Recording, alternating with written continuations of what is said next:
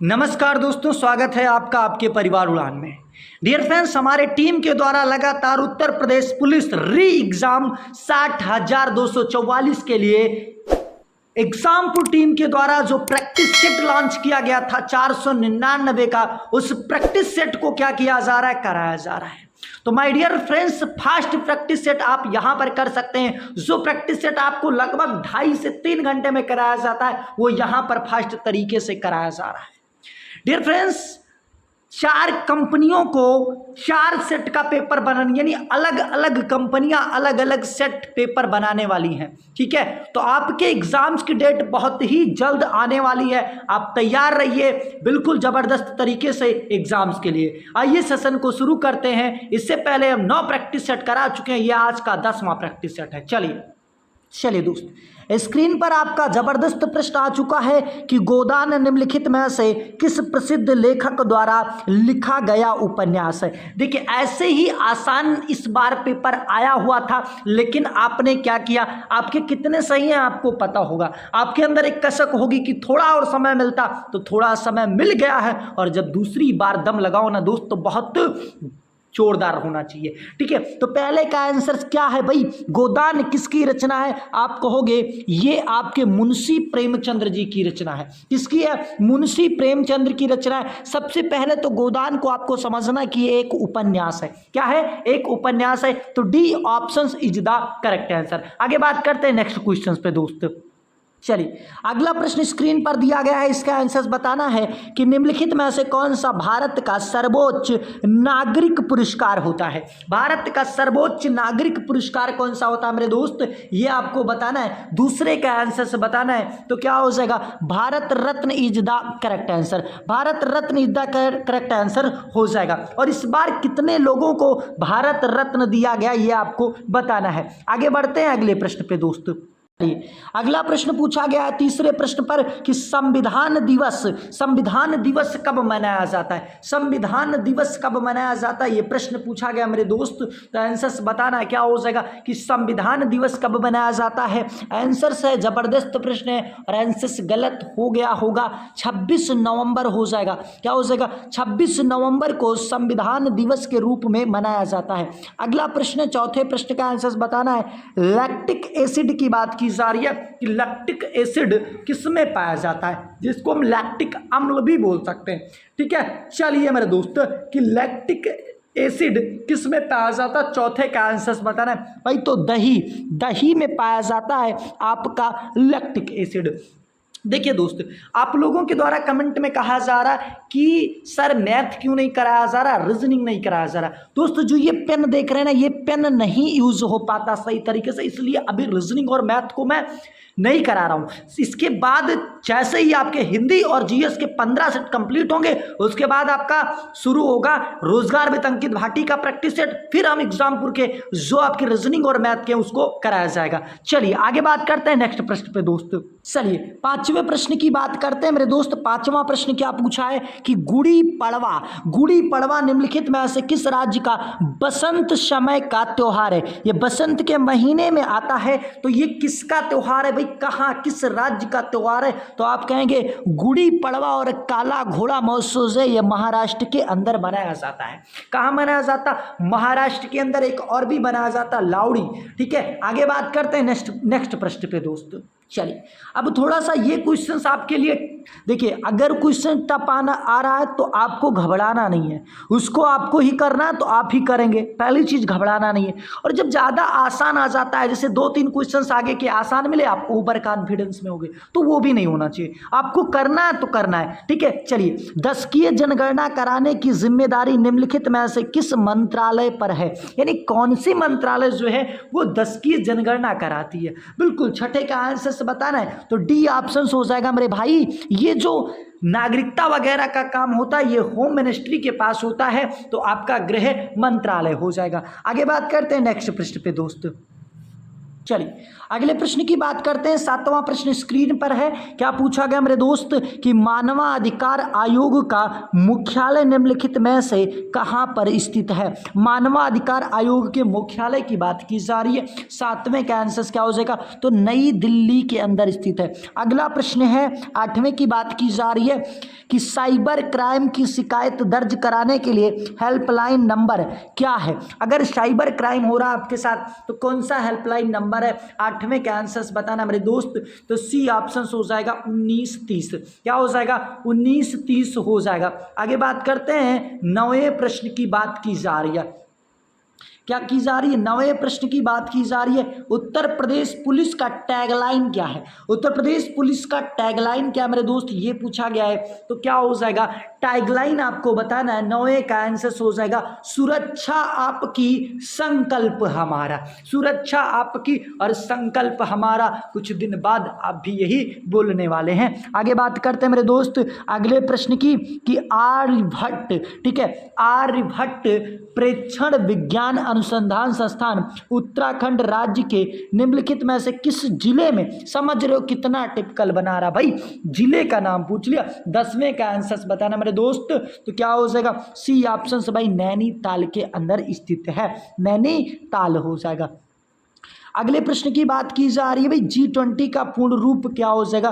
तो group of 20 हो जाएगा। क्या, बिल्कुल हो जाएगा, यानी A option is the correct answer. आगे बात करते हैं मेरे दोस्त नेक्स्ट प्रश्न पर, और जबरदस्त प्रश्न है कि भारत का सबसे बड़ा अंतर विभागीय अभिसरण कार्यक्रम ऑपरेशन कायाकल्प, ऑपरेशन कायाकल्प की बात की जा रही है। निम्नलिखित में से किस राज्य सरकार के द्वारा शुरू किया गया। जो ऑपरेशन कायाकल्प है ये किस राज्य सरकार के द्वारा शुरू किया गया भाई। तो B option is the correct answer, Uttar Pradesh सरकार के द्वारा ये शुरू किया गया था। ठीक है, चलिए आगे बात करते हैं मेरे दोस्त अगले प्रश्न पर। 13वें प्रश्न की बात की जा रही है कि भारत में राष्ट्रव्यापी जीएसटी का विचार सबसे पहले निम्नलिखित में से किसके द्वारा प्रस्तापित किया गया था। किसके द्वारा प्रस्तापित किया गया था। अगर आपने 2018 का पेपर देखा होगा उत्तर प्रदेश पुलिस का, तो भाई जो री एग्जाम्स हुआ था ना सेकंड शिफ्ट वालों का, अरे कम से कम 10 से 12 प्रश्न आपके रिपीट हो गए थे। इसलिए मैं करा दे रहा हूँ, इस प्रैक्टिस सेट को करके ही जाना है। इसके बाद दोस्त चैनल को आप सब्सक्राइब कर लीजिए। डेली एक प्रैक्टिस सेट होता है, लेकिन किसी किसी दिन आपको बीच में क्या किया जाता है, प्रैक्टिस सेट, तो आपकी 9 से 10 के बीच में वीडियो अपलोड हो जाएगी रात को। आगे बात करते हैं नेक्स्ट प्रश्न पे दोस्त, 14वें प्रश्न पे। चलिए अगला प्रश्न पूछा गया है कि निम्नलिखित भारत का निम्नलिखित में से कौन सा पड़ोसी देश भारत के भूमि सीमा साझा नहीं करता है, यानी भारत से उसकी सीमा साझा नहीं होती है, ये आपसे पूछा है। तो आप क्या कहोगे मेरे दोस्त, आपका हो जाएगा D option is the correct answer, यानी मालदीव हो जाएगा। क्या हो जाएगा, डी ऑप्शन। 14 का आंसर क्या हो जाएगा, डी ऑप्शन। टोक्यो किसकी राजधानी, आप कहोगे जापान की राजधानी टोक्यो हो जाएगी। आगे बात करते हैं मेरे दोस्त अगले क्वेश्चन की बात की जा रही है। ठीक है, 16वें प्रश्न की कि संयुक्त राज्य अमेरिका में स्थित ग्रांड कैनियन निम्नलिखित में से किस नदी द्वारा निर्मित किया गया था। जो ग्रांड कैनियन है ये किसके द्वारा निर्मित किया गया था, आंसर्स बताना है। 16 का आंसर मेरे दोस्त बी ऑप्शन हो जाएगा, तो कोलोराडो नदी के द्वारा। अच्छा, अगला प्रश्न है, अगले प्रश्न की बात की जा रही है 17 नंबर प्रश्न की। नर्मदा निम्नलिखित में से किसमें मिलती है। जो नर्मदा है ये किसमें गिरती है।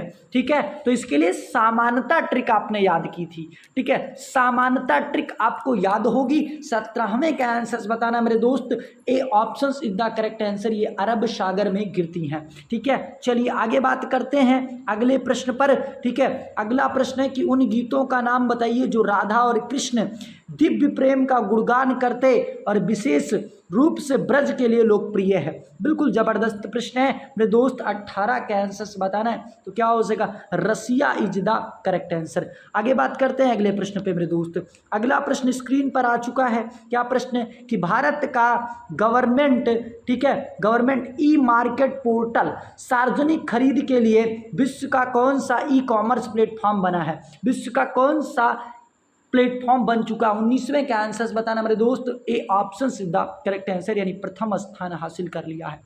आगे बात करते हैं नेक्स्ट प्रश्न पे। थांगका निम्नलिखित में से किस, ठीक है, थांगका किस राज्य का सबसे लोकप्रिय कला शैली है। थांगका की बात की जा रही है, जबरदस्त प्रश्न है। और 20 का क्या हो जाएगा भाई, आंगता थांगता लग ही रहा है कि सिक्किम होगा, तो हो जाएगा C option is the correct answer. चलिए दोस्त 21वें प्रश्न की बात की जा रही कि निम्नलिखित में से किसने संविधान के प्रत्येक पृष्ठ के किनारों यानी बॉर्डर को डिजाइन किया था और इसे कलाकृति से सजाया था, कलाकृतियों से सजाया था। जबरदस्त प्रश्न है। 21वें का आंसर से बताना मेरे दोस्त। तो क्या हो जाएगा भाई, ये सब काम जो किया था ना, सजाने का काम किया था, ये आपके नंदलाल बोस के द्वारा किया गया था, नंदलाल बोस के द्वारा किया गया था। अगर प्रेम नारायण रायजादा की बात करें तो इन्होंने क्या किया, लिखने का काम किया था। आगे बात करते हैं, अगले प्रश्न को देख लीजिए भाई। क्या है प्रश्न कि भारत की किस कंपनी ने ट्रैक्टर व्यवसाय एवं संबंधित गतिविधियों को बंद करने का निर्णय ले लिया है। आगे बात करते हैं इसके ऑप्शंस के बारे में, आंसर्स बताना है। तो इसका आंसर्स बताना था आपको भाई, 22 नंबर प्रश्न का आंसर्स बताना था। तो क्या हो जाएगा मेरे दोस्त, 22 का आंसर्स डी ऑप्शन हो जाएगा, ये फोर्स ट्रैक्टर्स के द्वारा। अगर बात करें कि 23वां प्रश्न पूछा कि 2016 के विमुद्रीकरण के समय निम्नलिखित में से कौन भारत के प्रधानमंत्री थे। मतलब ये सब काम तो आपके मोदी भाई ने करा ना, तो A option is the correct answer. आगे बात करते हैं, अगले प्रश्न की बात की जा रही है, 24वें प्रश्न की बात की जा रही है मेरे दोस्त।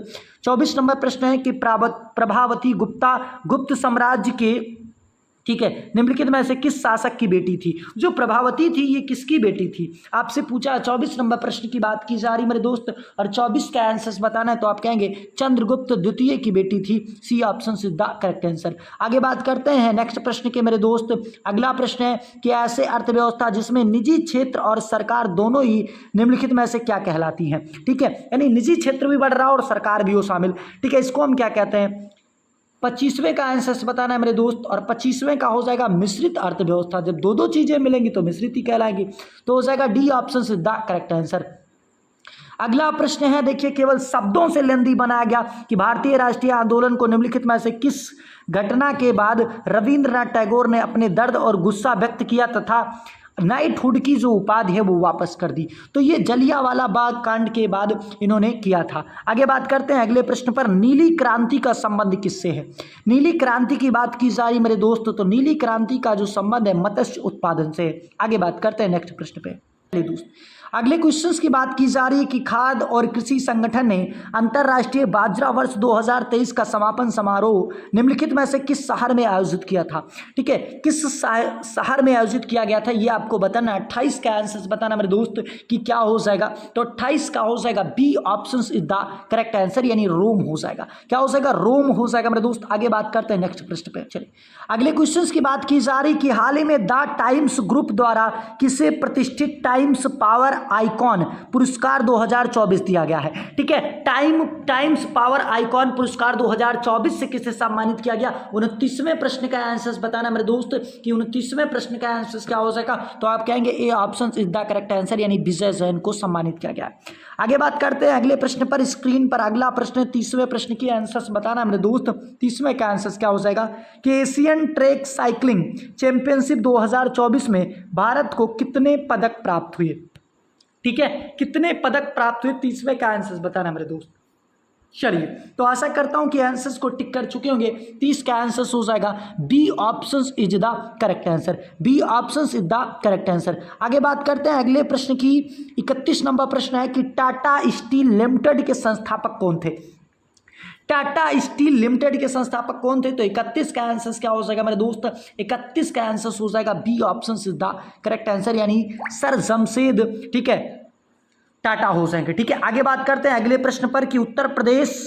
चलिए, इस प्रश्न की बात की जा रही कि उत्तर प्रदेश राजस्व संहिता 2006 के अनुसार राज्य सरकार प्रत्येक जिले में कितने कलेक्टर, ठीक है, कलेक्टर की नियुक्ति करेगी। कितने कलेक्टर की नियुक्ति करेगी। 32 का आंसर बताना भाई। तो एक ही कलेक्टर होगा क्या, बिल्कुल 32 का आंसर क्या हो जाएगा, एक कलेक्टर। ठीक है, अब 4 कलेक्टर जिले में करोगे क्या, एक से तो सब कुछ हो जाता। 33 का वर्तमान में इलाहाबाद उच्च न्यायालय के न्यायाधीशों की स्वीकृति संख्या कितनी है, यानी इलाहाबाद में न्यायाधीशों की संख्या कितनी है। 33 का आंसर बताना मेरे दोस्त। ठीक है, तो 160 हो जाएगा, C option is the correct answer.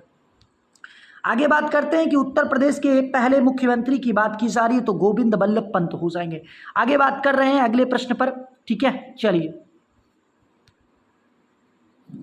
35 number questions का बात की जा रही है कि या तसो भारत के निम्नलिखित में से किस राज्य केंद्र शासित प्रदेश में स्थित पहला जैव विविधता विरासत स्थल है। ठीक है, इसका आंसर बताना है, 35 का आंसर बताना मेरे दोस्त। तो 35 का आंसर हो जाएगा बी ऑप्शन सीधा करेक्ट आंसर, यानी लद्दाख हो जाएगा।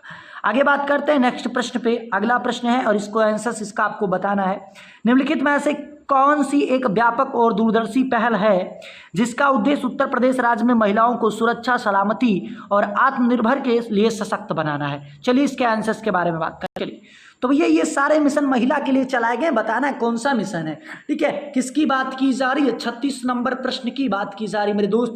A option is the correct answer, mission शक्ति हो जाएगा भाई। क्या हो जाएगा, मिशन शक्ति हो जाएगा। और कहीं 50% आरक्षण दे दें तो फिर चीजें और बढ़ेंगी। ठीक है, लेकिन क्या है, बवाल भी छिड़ चुका है। अब देखो फिर क्या करती है सरकार, 35% तो ऑलरेडी आरक्षण है ही।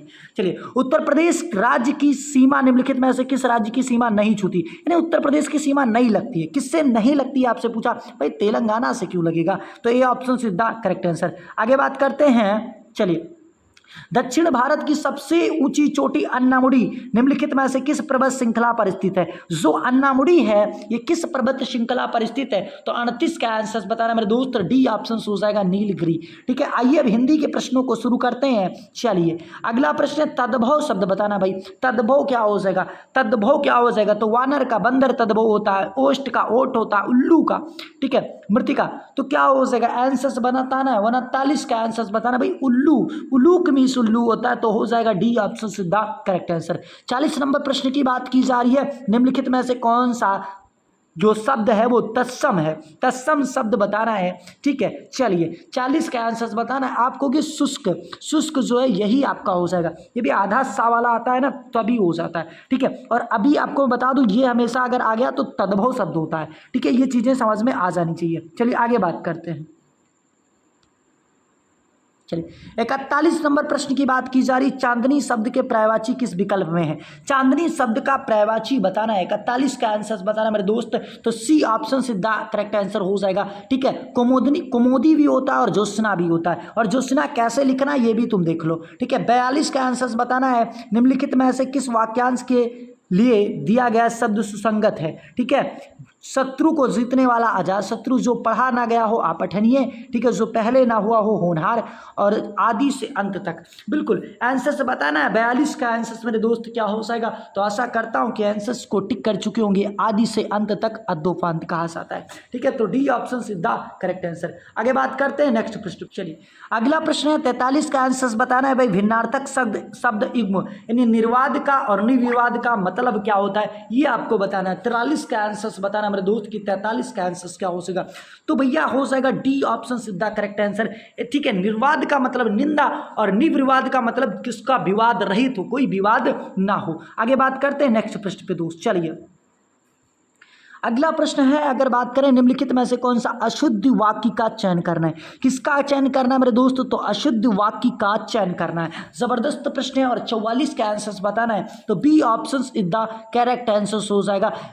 तुम मेरे तरफ क्यों चल आ रहे हो, यहाँ पर दिख रहा है आपको, साफ साफ गलतियां दिख रही होगी। 45वें नंबर प्रश्न की बात की जा रही है कि लिंग की दृष्टि से कौन सा विकल्प जो है वो गलत है। ठीक है, वो गलत है। तो तनुज का तनुजा होता है क्या, ठीक है, तनुज का तनुजा होता है, सांप का सापिन होता है, बनिया का बनियान होता है, या चूहा का चुईया होता है। बिल्कुल जबरदस्त प्रश्न मेरे दोस्त। और 45 का आंसर क्या हो जाएगा भैया, कभी ये तो दोनों पुरुष लिंग हो गए यार, बनिया और बनियान क्या होता है।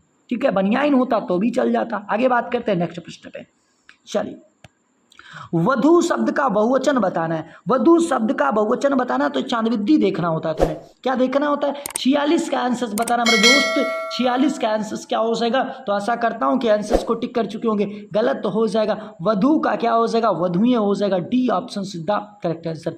आगे बात करते हैं 47 का आंसर की माँ ने बच्चे को, ठीक है, मिठाइयाँ दी। ठीक है, बच्चे को मिठाइयाँ दी, संप्रदान कारक हो जाएगा। बच्चे को मिठाइयाँ दे दी तो संप्रदान कारक हो जाएगा। 47 का आंसर रेखांकित की बात की जा रही है। 47 का आंसर लेकिन डी का हो जाएगा संप्रदान कारक, प्रदान किया जा रहा है। आगे बात करते हैं नेक्स्ट प्रश्न पे। चलिए, भौतिकी शब्द में प्रत्यय पूछा भाई, भौतिकी शब्द में कौन सा प्रत्यय, जबरदस्त प्रश्न है। और इस पे क्या होने वाला है, तो भाई ई प्रत्यय, भौतिक अपने आप में शब्द होता है और जो बड़ी ई है इसमें प्रत्यय लगाया गया। निरअभिमान में बताना है कि कौन सा उपसर्ग है, ठीक है। निरअभिमान में, तो निरअभिमान अपने आप में निर ही हो जाएगा, ठीक है। तो A option is the correct answer. जो 49 का आंसर हो जाएगा वो निर हो जाएगा। A option is the correct answer, A option is the correct answer. लेकिन निरअभिमान में जो ये वाला निर होगा, सॉरी, जो हो जाएगा डी ऑप्शन हो जाएगा। यहाँ पर हलंत लगा होना चाहिए, मैंने ध्यान नहीं दिया, हलंत वाला होना चाहिए मेरे दोस्त, ठीक है, निरअभिमान, ठीक है। आगे बात करते हैं 50वें प्रश्न की, ठीक है। सही समास विग्रह नहीं है, कौन सा सही समास विग्रह नहीं है, 50 का आंसर बताना है। चलिए, तो क्या हो जाएगा, B option is the correct answer. अगले प्रश्न की बात की जा रही है, ठीक है, 51 का बताना है निश्चयवाचक सर्वनाम। निश्चयवाचक सर्वनाम की बात की जा रही है, तो यह मेरी किताब ही है, मतलब C option is the correct answer. जो 51 का आंसर हो जाएगा वो हो जाएगा C option is the correct answer, C option is the correct answer. आगे बात करते हैं नेक्स्ट प्रश्न पे, 52 नंबर प्रश्न की बात की जा रही है, ठीक है। कवीश्वर का संधि विच्छेद बताना है, कवीश्वर का संधि विच्छेद बताना है, 52 के आंसर्स बताना मेरे दोस्त। तो B option is the correct answer, कवि प्लस ईश्वर हो जाएगा। आगे बात करते हैं, क्या कोई तारे गिन सकता है, वाक्य में चिन्ह का प्रयोग हुआ है, ठीक है, किस चिन्ह का प्रयोग हुआ है यहाँ पर जो, ठीक है, चलिए बताना है मेरे दोस्त, ठीक है। यहाँ पे जो चिन्ह है इसका प्रयोग हुआ है, तो किस चिन्ह का प्रयोग हुआ ये आपको बताना है। 53 के आंसर से बताना है दोस्त, तो D option is the correct answer. प्रश्न सूचक, देखिए इस चीज को ध्यान देना था, प्रश्न सूचक। लेकिन क्या होता है कभी कभी चीजें प्रॉब्लम्स में, ठीक है, गलत हो जाती। ईमानदार शब्द में कौन सा विशेषण है, भाई ईमानदार में गुणवाचक विशेषण है, कौन सा, गुणवाचक विशेषण हो जाएगा। 55 के आंसर बताना है निम्नलिखित में से सकर्मक क्रिया का उदाहरण कौन सा है, ठीक है। सकर्मक क्रिया, तो सोना अकर्मक क्रिया होता है, ठीक है। राम अयोध्या में बना है, ठीक है, राम मंदिर अयोध्या में बना है। रमेश ने खिलौने खरीदे, रमेश ने क्या खरीदे, ठीक है, तो खिलौने खरीदे। ये हो सकता है आपका, क्या हो सकता है आपका आंसर, क्या हो जाएगा 55 के आंसर बताना मेरे दोस्त। और 55 के आंसर क्या हो जाएगा, साफ साफ कहोगे कि B option is the correct answer. आप कहोगे क्या खरीदता है, तो कहोगे खिलौने खरीदता है। गाय मीठा दूध देती है, गाय जो है ये मीठा दूध देती है। इसमें आपको काल बताना है कि कौन सा काल है मेरे दोस्त, ठीक है। देती है तो आपको बताना है 56 का आंसर मेरे दोस्त। और 56 का आंसर क्या हो जाएगा, सामान्य वर्तमान काल हो जाएगा। आगे बात करते हैं नेक्स्ट प्रश्न पे, चलिए, ठीक है। अगला प्रश्न है कि उमा से पढ़ा नहीं जाता, तो आप कहोगे भाववाच्य हो जाएगा। उमा से पढ़ा नहीं जाता कौन सा वाच्य हो जाएगा, भाववाच्य हो जाएगा। आगे बात करते हैं 58 नंबर प्रश्न की, कि कान पर जूं ना रेंगना, कान पर जूं ना रेंगना मुहावरे का अर्थ क्या हो जाएगा। 58 के आंसर बताना मेरे दोस्त कि कान पर जूं ना रेंगना मुहावरे का अर्थ क्या हो जाएगा। चलिए 58 के आंसर बताना है, तो क्या हो जाएगा, C option is the correct answer. कुछ असर ना होना, कुछ असर ना होना हो जाएगा। आगे बात करते हैं नेक्स्ट प्रश्न पे मेरे दोस्त, आकर्षण का विलोम बताना है। आकर्षण का विलोम क्या हो जाएगा, 59 का आंसर बताना है। 59 का आंसर क्या हो जाएगा, आकर्षण का विलोम क्या हो जाएगा। चलिए जबरदस्त प्रश्न है मेरे दोस्त, ठीक है। चलिए 59 का आंसर, तो C option is the correct answer हो जाएगा। अनाकर्षण हो जाएगा क्या, अनाकर्षण हो जाएगा क्या। आकर्षण का विकर्षण भी हो सकता है, लेकिन आपको 59 का आंसर कमेंट बॉक्स में बताना है, कमेंट बॉक्स में बताना है। 60 का आंसर बताना है कि सब और विपत्ति का होना, सब और विपत्ति का होना। 60 का आंसर बताना मेरे दोस्त, तो आगे कुआ पीछे खाई, आगे कुआ पीछे खाई। आगे बात करते हैं, शांत रस का अस्थाई भाव क्या होता है। शांत रस का जो अस्थाई भाव होता है निर्वेद होता है, तो D option is the correct answer. 61 का आंसर डी ऑप्शन हो जाए। अगला प्रश्न है, दोहा का उल्टा क्या होता है, तो सोरठा होता है। C option is the correct answer. अच्छा अगला प्रश्न है 63 नंबर, कि रहीमन पानी राखिए बिन पानी सब सून, और पानी गए ना उबरे मोती मानुष चून, मोती मानुष चून। अलग अलग अर्थ बता रहे। 63 का आंसर बताना मेरे दोस्त, और 63 का आंसर क्या हो जाएगा, जबरदस्त क्वेश्चन हो जाएगा। क्या हो जाएगा, कौन सा अलंकार होगा, ये कमेंट बॉक्स में बताना। आगे बात करते हैं अगले प्रश्न पे। चलिए दोस्त, अब देखिए गद्यांश आपको नहीं कराया जा रहा। पंचवटी निम्नलिखित में से किसकी रचना है। 70 का आंसर बताना मेरे दोस्त, तो D option the correct answer Maithili Sharan Gupt की हो जाएगी। नीरजा निम्नलिखित में से किसकी रचनी है? तो निहार, नीरजा, ये सब महादेवी वर्मा की रचना है। अगला बात है कि हिंदी भाषा किस भाषा से उत्पन्न हुई है? तो जो हिंदी भाषा है 72 का आंसर बताना मेरे दोस्त, 72 का आंसर क्या हो जाएगा? D option is the correct answer, अपभ्रंश से हुआ है, अपभ्रंश। लेकिन आदि जननी अगर पूछता तो आप कहते हैं मेरे दोस्त क्या हो जाता? ठीक है, तो संस्कृत हो जाता। वह बिल्कुल थक गया है, इसमें बताना है कौन सा क्रिया विशेषण है? वह बिल्कुल थक गया है, जबरदस्त प्रश्न है। ठीक है, आंसर्स बताना है, 73 का आंसर्स बताना है, और 73 का आंसर्स क्या हो जाएगा? C option is the correct answer, परिमाणवाचक। ठीक है, मृदु का बताना है कि मृदु शब्द का पर्यायवाची कौन सा हो जाएगा? मृदु का पर्यायवाची क्या हो जाएगा? 74 का आंसर तो कूल हो जाएगा, D option the correct answer.